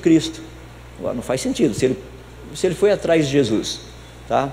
E ele morreu no ano 4, é porque Jesus nasceu no ano 5 a.C., pelo menos 5 ou 6. Então se você somar tudo isso aqui, hoje os judeus deveriam estar no ano, segundo o relato da Bíblia, nós estaríamos no ano 5.937, desde a criação. Por que será que a humanidade começou a crescer só há 6.000 anos atrás? Por que variabilidade genética não havia antes de 6.000 anos atrás? Por que calendários espalhados pelo mundo todo colocam duas coisas interessantes? Da criação até hoje, mais ou menos 6.000 anos, do dilúvio até hoje, mais ou menos 4.500. Dá uma olhadinha, calendário coreano, o hindu, chinês. Por que todos eles são muito parecidos com aquilo que a Bíblia fala? Sendo que essas culturas não seguem o calendário cristão que a gente usa. Como que eles chegaram nesses números? Ou seja, é interessante que tanto a Bíblia como a Siona mencionam que a humanidade é recente no planeta Terra. Mais uma. Quando a gente fala de civilizações por aí, a gente gosta de estudar, tem uma que é espetacular, que é a civilização hitita, dos heteus. Olha só, lá no ano de 1884, William Wright descobriu lá na região da Turquia, num sítio arqueológico, uma inscrição, povo de Hattusa. Hugo Winkler, que foi um pesquisador alemão logo depois, em 1906, ele escavando as ruínas dessa cidade de Hattusa, ele descobriu que aquela cidade era a capital do Império Hitita. Hoje nós temos assim coisas espetaculares falando a respeito nesse sítio arqueológico, tá? Onde se encontra a cidade de Hattusa. Dá uma olhadinha. A gente tem a Porta dos Leões, que era uma das entradas principais dessa cidade. Nós temos o mapa da cidade como ela era, que é uma vista aérea do sítio arqueológico. Inclusive o governo turco está fazendo uma montagem tridimensional de tudo isso aí. Então hoje ninguém mais tem dúvida a respeito dos heteus. Foi uma grande civilização. Daí você pode pegar teu filho e tua filha, teu netinho, teu aluno, tua aluna, seja lá quem for. Daí você vai ler para eles Gênesis capítulo 23, que diz que depois que Sara morreu, Abraão deixou o corpo dela e foi falar com os hititas para comprar uma terra. Esse povo que existiu. porque a Bíblia fala de povos que existem. Olha só, então tanto a Bíblia como a ciência mencionam a existência da civilização hitita. Você percebeu o padrão que eu estou usando? Eu pego o que a ciência tem descoberto e que está devidamente estabelecido, e eu mostro que é exatamente a mesma coisa que a Bíblia tem dito. Só isso. A gente não precisa fazer essas coisas mirabolantes para tentar encaixar o negócio. Não precisa fazer isso. Não precisa. É só pegar. Deixa eu colocar mais alguns aí, nós estamos encerrando, porque esse aqui é legal, porque você vai ter muita coisa para você pensar. Olha só. As avançadas civilizações no Oriente Médio. Isso é uma coisa assim espetacular. Se você pegar uma região entre o Paquistão e a Índia, tem um rio ali que é chamado de Indo, conhecido por eles como Indus. Tá? Você vai encontrar sítios arqueológicos de algumas cidades como Harappa, Mohenjo-daro, Dholavira, Lothal. Olha o que nós encontramos aqui. Em Mohenjo-daro tem um planejamento urbano espetacular. Tá? Em Dholavira tem reservatório de águas pluviais. Em Lothal, sistema de saneamento básico na cidade. Não tinha esgoto correndo por cima, era tudo por baixo. Em Harappa, piscina pública coberta. Olha que coisa espetacular que a gente acha ali. Urbanização planejada, tamanho padronizado de tijolos. Tijolinho todo mesmo tamanho. Cozinha com água e saneamento. Banheiro com esgoto subterrâneo.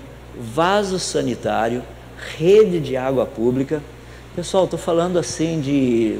Não estou falando de agora, tá? Mais ou menos uns quase 3.000 anos antes de Cristo. Pergunta, quantas cidades brasileiras mesmo têm isso? Vou fazer uma pergunta que talvez fique meio constrangedora. No teu bairro tem isso? Eles tinham. Não somente isso, nós encontramos umas coisas assim fantásticas. Por exemplo, nós achamos esqueletos, nós assim, os arqueólogos ali, acharam esqueletos.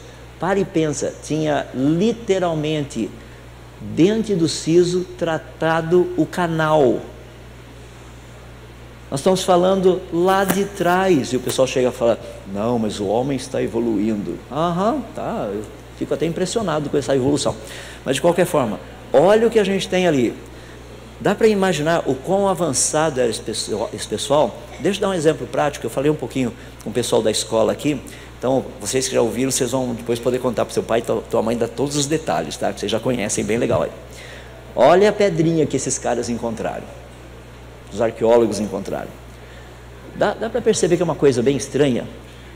Parece que tem um quadrado aqui, né? Tem umas marquinhas ali, marquinhas aqui, tem as diagonais desse quadrado. Eu estou falando para vocês do quão avançada era a civilização lá do Oriente Médio. Quer ver que interessante? Isso aqui é a pedrinha, tá? Só para ficar mais fácil para a gente ver. Olha que legal. Esse pessoal, eles usavam um sistema sexagesimal, base 60. Está vendo esse símbolo aqui? Esse é o 10. Tá? Então aqui é 10, 20 e 30. Quando você tem um negocinho só desse aqui, esse é o número 1. Olha lá como eu escrevi o número 1, o 2, o 3, o 4, o 5, o 6, o 7, o 8, o 9, daí o 10. Tá? Esse número, então, você tem o número 1, daí você tem o número 10, 20, 21, 22, 23, 24, daí você tem o número 10, 20, 30, 40, 50, 51, e daí o número 10. Você fala, nossa, mas é muito estranho esse negócio. Mais ou menos. Olha de baixo aqui, 10, 20, 30, 40, 41, 42, 10, 20, 21, 22, 23, 24, 25, 10, 20, 30, 31, 32, 33, 34, 35. Você fala, cara, esse negócio é muito complicado. Deixa eu tentar explicar para a gente, porque lembra que nós somos pessoas evoluídas, né?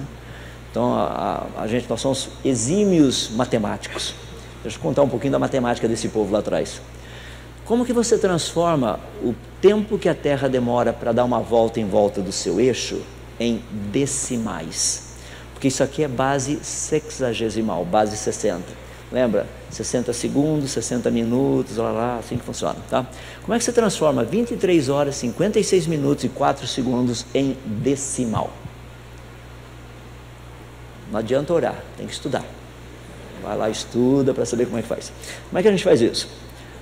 23, daí você pega 56, divide por 60, soma esses dois, mais o 4 dividido por 60 ao quadrado. É assim que a gente faz o negócio. Em outras palavras, 23 horas, 56 minutos, 4 segundos equivale a 23,9344444, é uma dízima periódica ali, horas. Tá? A gente sabe agora como transformar sexagesimal em decimal. Agora é tranquilo, né? Vamos pegar o exemplo que tem lá na pedrinha, só para a gente ver.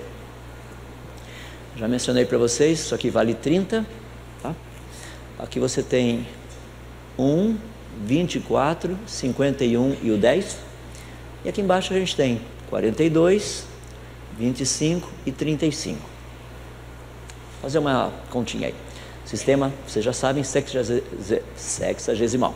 Pegar esse daqui, ó, esse número. 1, 24, 51 e 10. Como que a gente transforma isso em decimal? O processo que eu mencionei para vocês.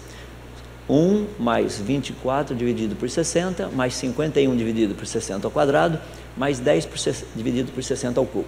Resultado, 1, 41, 42, 1, 3, bolinha, lá. O pessoal fala, que legal, o que isso tem a ver?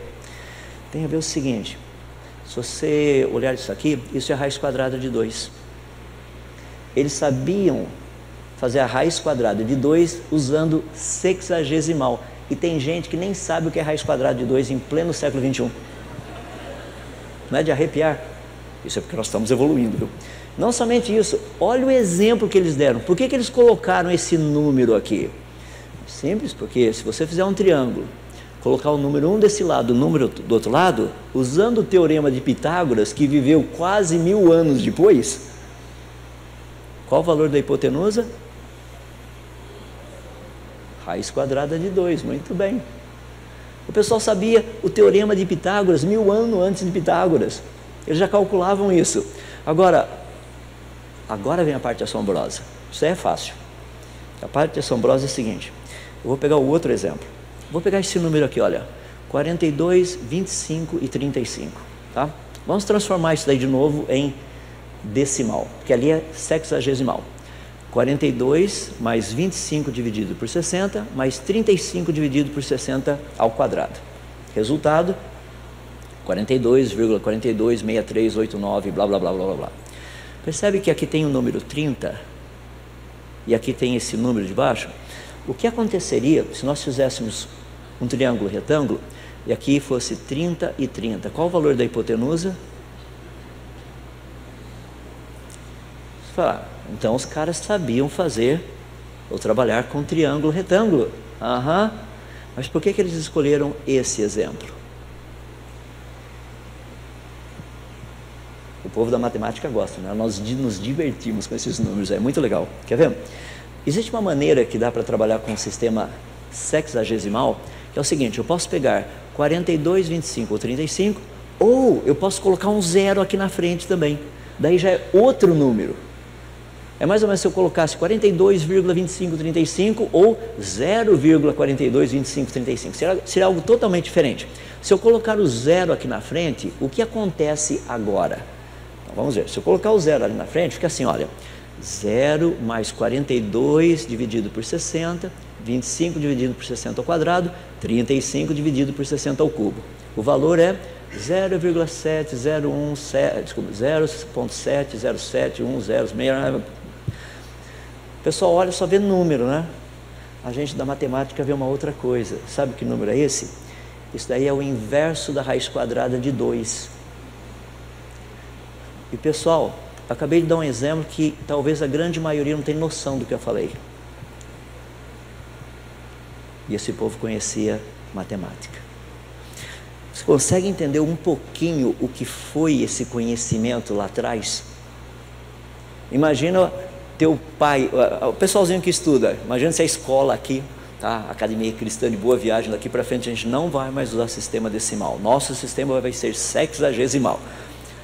Imagina teus filhos chegando em casa, ô pai, me ajuda com essa continha. Eu sei que você vai falar, fala com a tua mãe, né? Daí a mãe vai ter que entrar lá no Google e ver como é que resolve o sistema sexagesimal, como é que você calcula esse negócio. Pessoal, esse povo fazia isso com naturalidade. Base 60. Hoje, você pega a maior parte dos adolescentes que tem por aí, os nossos jovens, um pouquinho mais jovens, pede para ele ver hora num relógio que não seja digital, igual aquele que está ali atrás. Que horas são? Pergunta para eles. Aquilo lá é fácil, né? 9 horas agora, porque eu estou terminando agora. Mas pega quando o ponteirinho estiver em cima do 3 ou em cima do 2, o que acontece? Que horas são? São, né? Percebe? É a mesma coisa você pegar o pessoal aí. Eu vi há pouco tempo atrás, um amigo meu mandou um daqueles telefones antigos que tinha aquele trec, lembra? Trec, deixando 2 adolescentes tentar descobrir como ligar para a mãe usando aquilo. Foi uma comédia. Eles apertavam o botão, aperta. Eles apertavam o furinho, não faz nada no furinho, não tem clique. Você tem que virar o negócio, né? E eles viravam, falavam que estranho. Falei, precisa ser muito inteligente para fazer isso, não é? Pessoal, só para a gente concluir, a gente abre para umas perguntas. Olha que interessante. Isso aqui é do tempo de Nabucodonosor, tá?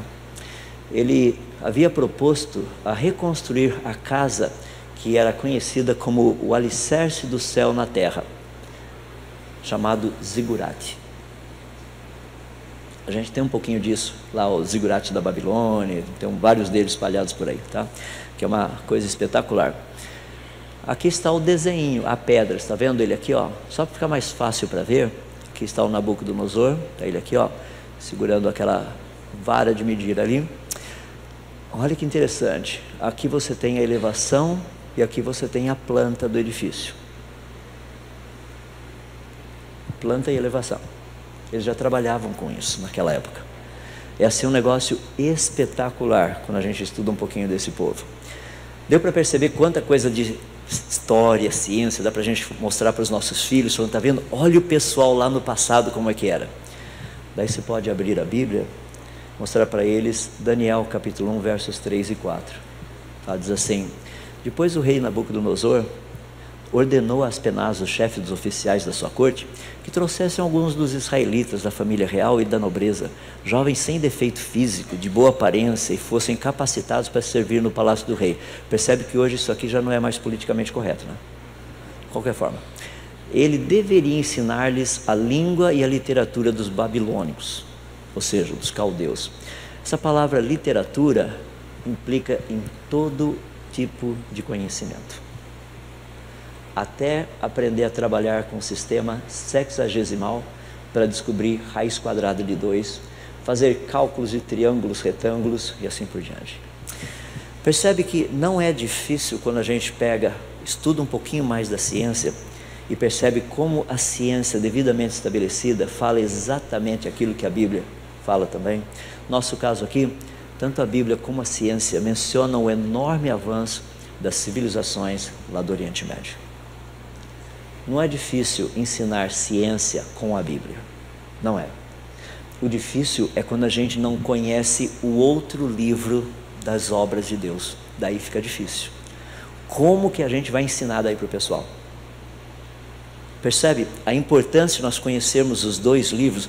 Não há necessidade de forçar a barra, eles se encaixam. Se a ciência estiver devidamente estabelecida, se a Bíblia for corretamente interpretada, os 2 vão falar a mesma coisa. Eles não falarão coisas diferentes, não falarão.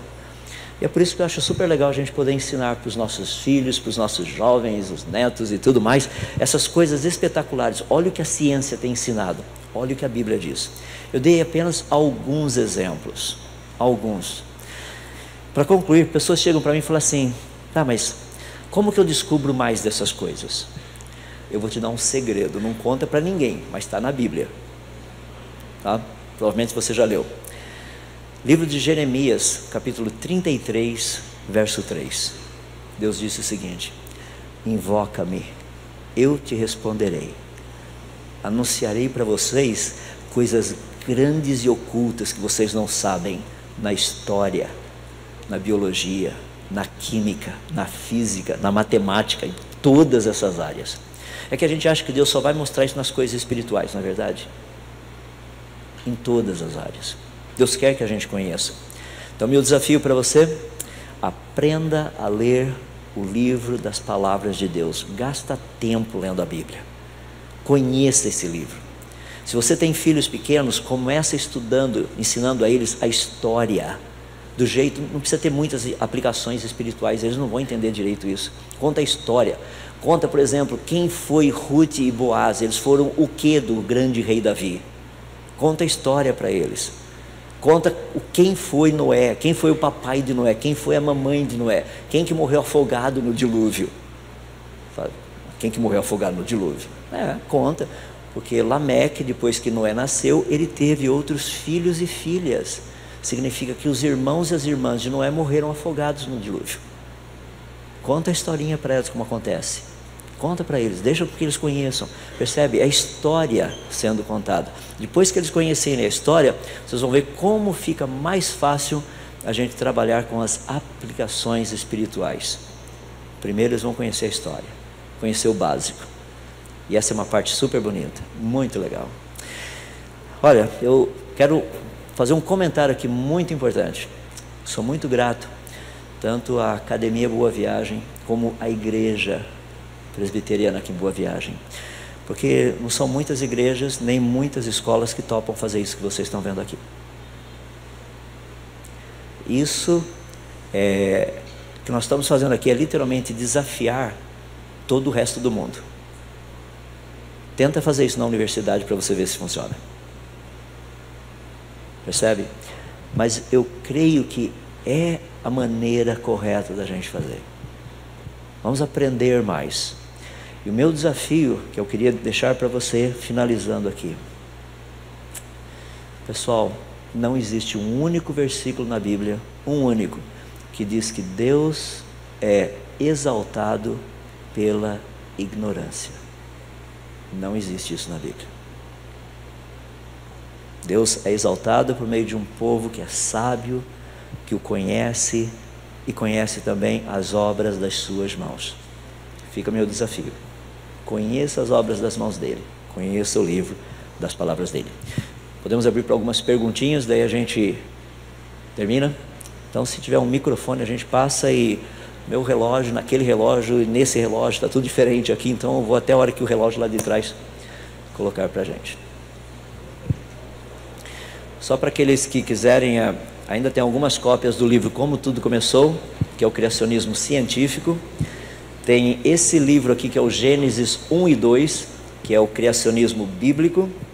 Tem um livro que eu não trouxe, que é esse pequenininho, A Igreja e o Criacionismo, que trata das diferentes tipos de criacionismos. E se você quiser dar uma olhadinha na internet tem mais um que está lá no site do Amazon.com.br. Isso daí vai para celular, vai para tablet, que é um e-book, que são 10 mitos sobre o criacionismo. Sabe aquelas coisas que teu professor fala, ou que teu filho, tua filha chega em casa e fala: pai, meu professor disse isso. Está ali, ó. São os 10 mitos principais. Dizem que criacionismo é religião. Não é. Dizem que design inteligente é criacionismo disfarçado. Não é. Dizem que os criacionistas querem remover o ensino da teoria da evolução da grade curricular. Não é verdade. Dizem que o criacionismo já foi refutado. Não é verdade. Dizem que criacionistas são pseudocientistas. Não é verdade. Dizem que os criacionistas ignoram as leis da natureza. Não é verdade. Dizem que os criacionistas ignoram as evidências a favor da evolução. Isso não é verdade, não existe. Dizem que os criacionistas não aceitam a seleção natural. Claro que sim, a gente até trabalha com ela. Dizem que os criacionistas acreditam no fixismo. Nada muda. Não é verdade. Dizem que não existe evidências de criação. Não é verdade. É legal ter isso aí em mão, sabe por quê? É rapidinho de achar, é reto e direto. E por ser e-book, você pode ter no seu celular, pode ter no tablet, está lá na escola, o professor falou, você só vira um pouquinho ali. Ô professor, tem um negocinho aqui que eu queria falar para o senhor. Está prontinho para falar. Professor, sobre o compartilhamento de material genético que é encontrado em todos os seres vivos. Você encontra mesmo material genético em plantas, mesmo material genético em fungos, mesmo material genético em aves e nos seres humanos. Como se explica? Se explica que o Criador foi muito sábio em usar a mesma base para todas, mas a codificação foi diferente. Por exemplo, nós temos sistema operacional Windows, nós temos sistema operacional Mac OS, nós temos o iOS, temos o Android e tem uma lista de outros. Todos eles usam o mesmo tipo de código em termos de base, mas a maneira como eles são feitos são diferentes. Isso significa que todos os sistemas operacionais vieram de um só? Não. Nós usamos o mesmo material para sistema operacional, mas cada um deles tem uma característica diferente. Como fazer com que o sistema operacional Windows vire sistema operacional iOS da Apple? É possível? Só por conta própria? Como fazer com que material genético de um fungo vire material genético de ave? Percebe? Esse é o grande problema. Espontaneamente? Não. Porque a informação genética, à medida que o tempo passa, a tendência é dela perder a sua complexidade, não de ganhar a sua complexidade. Isso aí é uma área que a gente trabalha, que é a chamada teoria da informação. Foi desenvolvida lá na década de 40, década de 50, e a gente tem usado até hoje. Por exemplo, por que o Windows fica mandando sempre atualização e etc e coisa e tal? Por que tem um computador que tem que ir fazendo uma checagem o tempo todo para ter certeza que tudo é direitinho lá para ele não travar, não parar de funcionar? Nós aprendemos a fazer isso com esse mecanismo que as células têm. Quando você está fazendo uma duplicação genética, tem uma maquininha que vai ali para checar se a duplicação está correta, se não tem nenhum erro de cópia. Então nós estamos aplicando a mesma tecnologia que a gente vê na célula, aplicando nos nossos sistemas operacionais. Então a questão de usar o mesmo material não significa uma mesma ancestralidade. Existe uma diferença aí dos dois. Professor, como explicar a dispersão de espécies a partir do Monte Ararat, ao mesmo tempo em que os estudos em biogeografia continuam a afirmar que é impossível ocorrer dispersão de espécie a partir de um único centro de origem? Tá bom, deixa eu colocar aqui, acho que é mais fácil a gente ver do que qualquer outra coisa.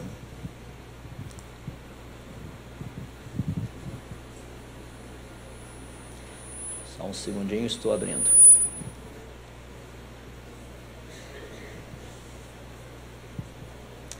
Quando nós tratamos com essa parte toda, tem algumas questões que a gente precisa trabalhar um pouquinho, que tem alguns estudos que a gente precisa rever. Então deixa eu colocar aqui só para vocês darem uma olhadinha. Deixa eu abrir.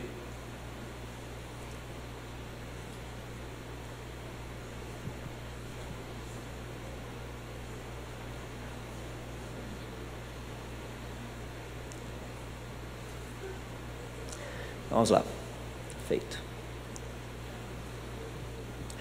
Vou pegar no estudo da biogeografia, por exemplo, que é uma área fascinante. Vou pegar 3 animais que são bem conhecidos. Aqui no Brasil a gente tem a ema, lá na África a gente tem o avestruz, e praticamente lá pertinho da Austrália a gente tem o causuar. Nós sabemos que os 3 são da mesma família. Do Ararat, como que eles teriam chegado nesses lugares? É que a gente costuma olhar o mapa do lado errado, né? Por que a gente não coloca o mapa desse lado? Ou seja, para sair daqui para a África não tem nenhum problema. Para sair dali e chegar aqui embaixo também não. E para sair daqui e chegar na América do Sul, você só precisa atravessar o Estreito de Bering. Dá para vir andando para chegar aqui. Mas o pessoal fala, não, mas isso daí não é possível. Não é possível porque o pessoal, além de não conhecer muito bem geografia, o pessoal não conhece uma outra área chamada batimetria. Batimetria estuda a profundidade dos oceanos e tem uma área que a gente chama de paleobatimetria, que a gente estuda o que aconteceu lá no passado. Por exemplo, olha o Estreito de Bering. Está vendo essa área verde aqui? Tudo isso aqui era acima do nível do mar. À medida que o tempo foi passando, isso aqui ficou abaixo do nível do mar. Ou seja, era uma região acima do nível do mar. No caso, animais poderiam passar por aqui sem nenhum problema, chegar até a América do Sul. Agora, acho interessante o pessoal dizer esse tipo de coisa, porque isso não faz sentido cientificamente. Dispersão faz todo sentido. Todo sentido. A gente tem visto isso. Eu só citei um exemplo aqui que, se você quiser, só voltar um pouquinho. Deixa eu pegar aqui um outro.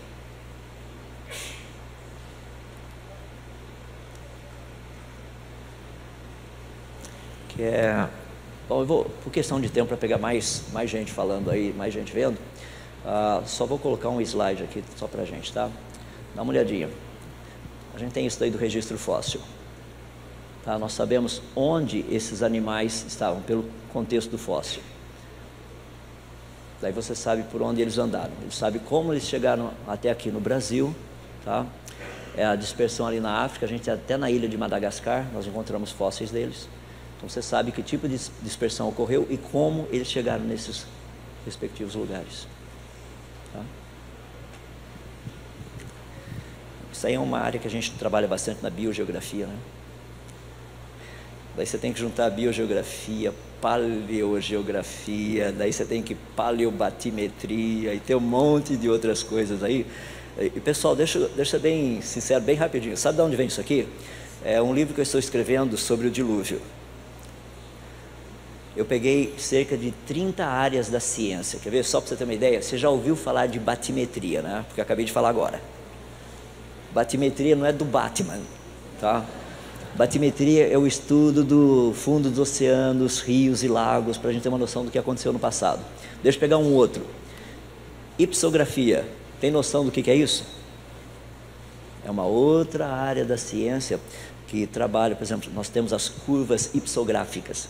Ou seja, quanto do planeta Terra, qual a porcentagem de toda a área do planeta Terra está acima de 3.000 metros acima do nível do mar?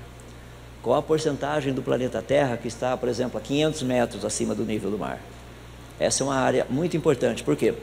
A gente pega Montanha do Ararat, tá?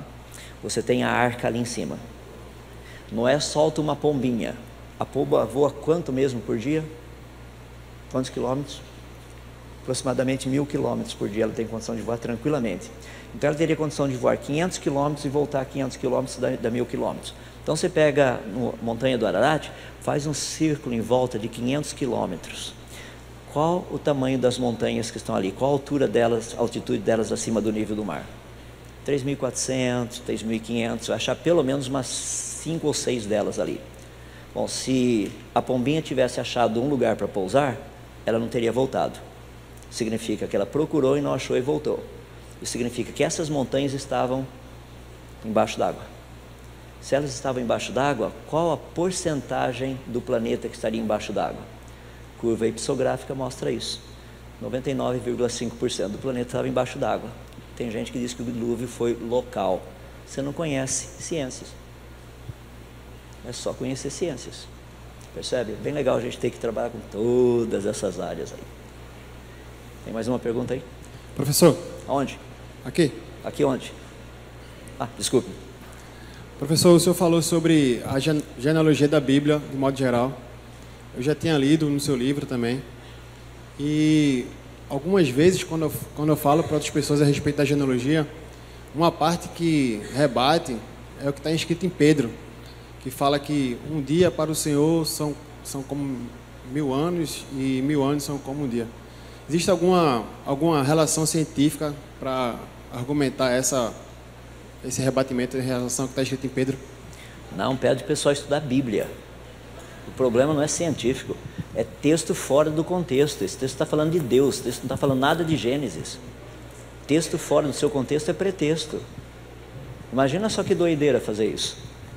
O texto está falando de Gênesis? Não. O texto diz que para Deus um ano é como 1000 dias, ou 1000 dias como um ano, coisa desse jeito. Para Deus, é como um dia como 1000 anos como um dia. Isso é para Deus. Quando Deus quer falar para a gente, Ele fala no tempo nosso, porque Ele vive fora do tempo.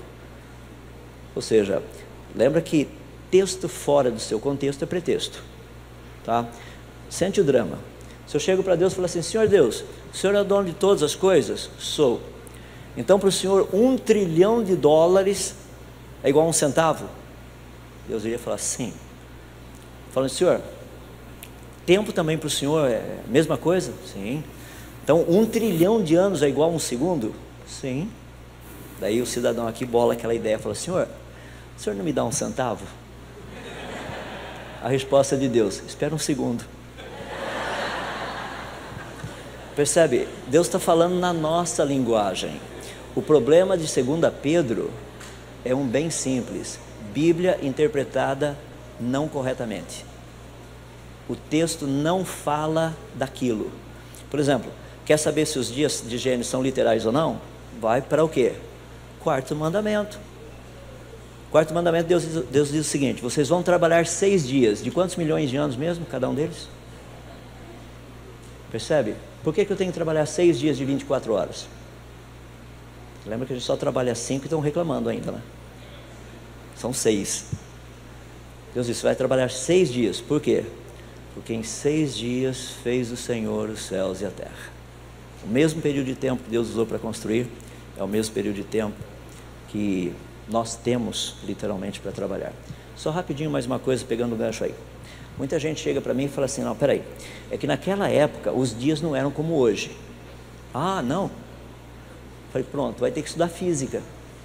Se a Terra girasse só 10% mais rápida, tá? Os dias seriam dias de 22 horas. Tá? Isso significa o quê?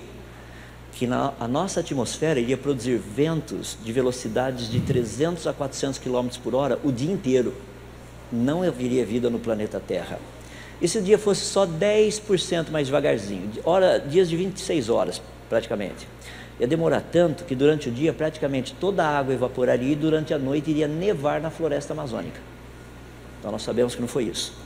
Não, mas o negócio é o seguinte: então os dias são de 24 horas, tá bom, dias de 24 horas. É que o tempo que demorava para dar uma volta em volta da Terra, do Sol, era diferente. Tá bom, então vamos tentar. Física de novo. Para você dar 24 horas é o tempo que dá uma rotação em volta do eixo da Terra. Quantas rotações ela dá em volta do Sol para chegar de novo no mesmo lugar? Atualmente 365 mais 1/4 de volta. Tá? Tá, vamos supor que em vez de 365, ela desce só, sei lá, 350. Vamos pegar mais, vai, 300. Vamos pegar mais aí, 250. Para dar 250 significa que ela está bem pertinho do Sol, né? Agora, bem pertinho do Sol, torrava o planeta. Queimava todo mundo, não ia, impossível. Ah, não, é que estava mais distante. O ano antigamente era de mais ou menos 800 dias. Daí piora porque você tem que estar bem distante do Sol. Daí congela todo mundo. Pessoal, os anos teriam que ser de 360, 365 dias e os dias de 24 horas. Então o pessoal chega a falar, mas não é possível. Deixa eu mostrar rapidinho de novo como a ciência pode nos ajudar nisso, porque é importante a gente entender esse pedacinho. Tá vendo? Quando a gente trata dessa área, deixa eu fazer uma pergunta bem básica para você. E eu não vou entrar nos detalhes, só vou colocar. Existe algum estudo que fala de longevidade humana? Tem alguém estudando isso? Tem o pessoal do Harvard Medical School. Tá? E eles estão estudando um negócio chamado telômero e uma enzima chamada telomerase. Faz uma pesquisa lá e depois você me conta se dá para viver bastante ou não. É muito interessante o trabalho deles. Tá? Boa noite. Onde? O senhor podia, aqui, desculpa. falar um pouco sobre como o dilúvio começou? Isso é uma parte fácil. Primeiro, não foi chuva, nós sabemos disso. O texto bíblico é bem claro, diz que romperam-se as fontes do grande abismo e abriram-se as comportas do sol, e o resultado disso foi o quê? Chuva. Primeiro água de baixo, depois água de cima, daí chuva. Aqueles que assistiram aquele filme bem legal de uns anos atrás, lembra aquele filme Não É? Eu não sei quantos vocês foram lá assistir, é bem isso daí mesmo, não é? Não tinha nada, mas o cara acertou, ele acertou. Então, o Aronofsky, que foi quem fez o filme, ele acertou. Você lembra aquele negócio, água vindo de baixo? É aquilo lá mesmo. Nós sabemos das águas de baixo, porque nós temos feito poços de perfuração de alta profundidade, lá na península de Kola, entre a Rússia e a Finlândia, tem um poço de 12 km de profundidade, foi encontrado água lá embaixo com 2 vezes pelo menos a salinidade da água do mar. O mesmo foi descoberto ali na Alemanha, na região da Bavária, um poço de 9 km de profundidade, ali também foi descoberto água com 2 vezes a salinidade da água do mar. Aqui no Brasil, Rondônia, foi encontrado um pequeno diamante, 1,5% da massa dele é água.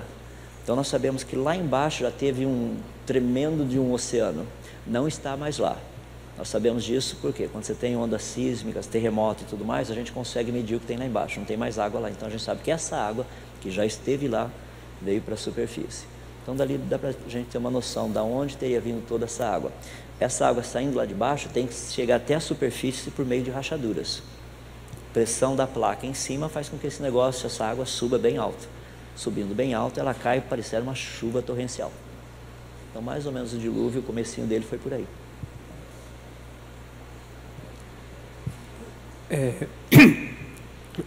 Desculpa. Como poderia ter sido que os animais durante o dilúvio tivessem sobrevivido durante perto de um ano e meio? Tá. Essa é uma pergunta também bem interessante, que é o seguinte: primeiro a gente tem que olhar um pouquinho, rapaz, estou batendo no púlpito ali o tempo todo. Primeiro a gente tem que olhar a estrutura da arca, tá? Deus manda Noé construir um barco que tinha 3 pisos. Deus falou, você vai fazer um piso superior, um do meio e um inferior. E a Bíblia nos dá um detalhe muito interessante, que é o seguinte: ele diz que as águas do dilúvio prevaleceram 15 côvados acima das montanhas mais altas. Como a arca tinha 30 côvados de altura, 15 côvados significa que 15 côvados dela estava abaixo d'água. 15 côvados abaixo d'água, você pega os 2 pisos, o inferior e o do meio. Água, quando você está lá no meio do oceano, a temperatura não é quentinha igual da praia, é um pouquinho mais frio.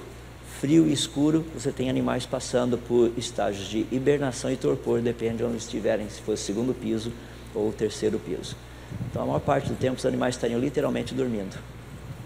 Tá? Esses processos de hibernação e torpor que nós conhecemos. Então, não seria difícil Noé cuidar de toda essa bicharada pelos 371 dias que ele ficou com todo o povo ali na arca. Tá? Dá para trabalhar bem tranquilo isso. Professor. Onde? Se o nosso Nordeste Espera aí que eu não estou te vendo. Desculpa. Sim. Veio do continente africano, porque nós não temos os mesmos animais que existem lá, a zebra, o leão, aqueles animais que nós vemos aí, que existem lá e que não existem aqui. Por quê? Essa é uma evidência que essa divisão final ocorreu após o dilúvio e não antes do dilúvio, porque os animais vieram lá do monte, da região do Ararat. Então a gente sabe que foi depois que houve essa dispersão de animais para todos os lugares. Lembra também que tem alguns animais que nós vemos nos mapas antigos da Europa, por exemplo, mapas da Europa de 1400, 1300, mostra girafa, elefante. Não tem mais girafa e elefante na Europa. Quando você pega ali a região do Oriente Médio, tinham leões, todos esses bichos ali assim. Hoje não tem mais. Ou seja, a gente percebe que houve, através de caça e outras coisas, literalmente o desaparecimento de muitos tipos de animais que já existiram em algumas regiões e hoje não existem mais. Tá? Então, no caso do Brasil, pegar a América do Sul de uma forma geral, você tem animais saindo daqui, onde hoje é as montanhas do Ararat. Eles têm que sair de toda essa região, passar por onde hoje é a Ásia, subir onde fica praticamente ali a Sibéria, atravessar onde é o Estreito de Bering, descer por onde é o Alasca, Canadá, Estados Unidos, México, né, até chegar aqui na América do Sul. Então não são todos os animais que vieram, alguns vieram.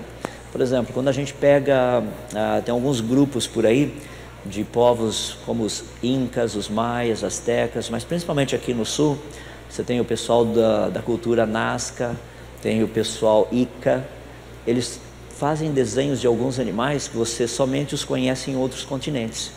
Então parece que esse tipo de animal já existiu aqui.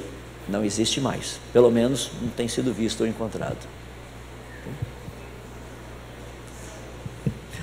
Passando a palavra para a Cristiane, assim ela faz o encerramento para a gente. Vamos agradecer, né, o professor Adalto Lourenço pela essa oportunidade de estar aqui conosco.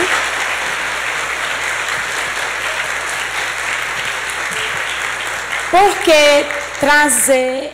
Essa não é a primeira vez que a gente traz Adalto, ele já veio falar para o ensino médio, não foi há uns 3, 4 anos. Por que trazer para uma escola de paz? Para falar para vocês, né? Ele falou para os meninos e para trazer para vocês. Primeiro porque realmente é muito edificante, né? A gente aprende muita coisa, mas para que vocês entendam, vocês pais, parceiros da CBV, a gente tem uma responsabilidade a gente se sente muito responsável com essa nova geração de pensadores que Deus colocou nas nossas mãos. E em qualquer outra escola, ele vai estar exposto a o que ele estuda também na academia, né? Assim, o evolucionismo, toda aquela questão. Cai no vestibular, cai. Eles passam no vestibular, Cristiane, passam. Tem os bannerzinhos aí, vocês podem ver, os meninos da gente passam, passa bem. Mas não é mais importante do que isso ter conhecimento da verdade? Mas não é mais importante do que isso você conseguir transformar a sua mente de acordo com a palavra de Deus, e a gente realmente nos renovar pela transformação da nossa mente e fazer isso com as nossas crianças. Então, esse é o nosso objetivo, é para isso que a gente existe. Esse é o princípio e a base da nossa escola. E eu quero agradecer a vocês, porque a parceria, por acreditar, por investir na nossa escola, e agradecer à Igreja Presbiteriana de Boa Viagem, que é sempre um parceiro, né, a toda hora, a equipe de pastores, os membros, né, são bem ligados a gente, sempre disponíveis, cederam todo o espaço aqui para a gente todos esses dias. Então, fica aí o nosso muito obrigada a vocês. Então, uma boa noite. Amanhã tem aula às 7h15, né? Então, Deus abençoe vocês.